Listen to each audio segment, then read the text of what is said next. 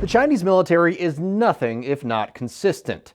Vessels from the Chinese Coast Guard are harassing Filipino fishermen and Marines in disputed waters in the South China Sea at a rate of about twice a month since August. The Chinese ships are working to stop Filipino vessels from reaching destinations in the Scarborough Shoal and the Spratly Islands. Both areas are within the Filipino Economic Exclusion Zone, but China still claims it all as its own, including the Second Thomas Shoal, or what Filipinos call the Ayungin Shoal.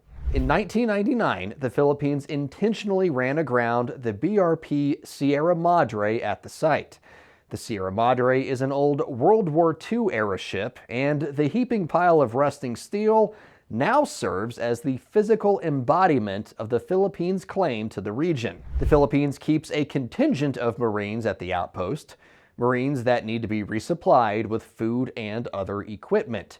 And it's these resupply missions that China is currently focusing on. In the last few months alone, the Philippines says Chinese vessels rammed civilian Filipino fishing boats and military craft. China is also accused of using high-grade lasers against Filipino ships, and most recently employed a water cannon so powerful it disabled a Philippine Coast Guard vessel's engine and almost caused the vessel to capsize. China's attempt to stop the resupply failed, though.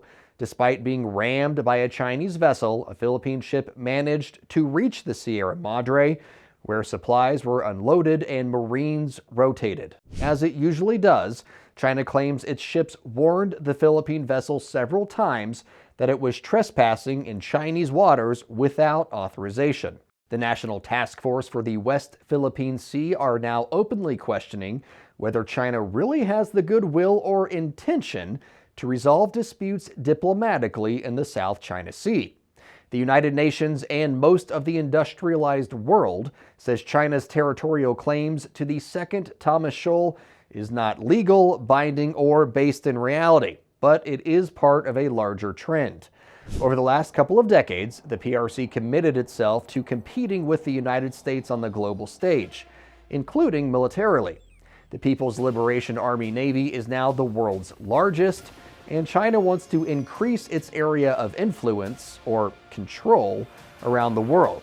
To do that, the PLAN needs to first control the waters closest to home.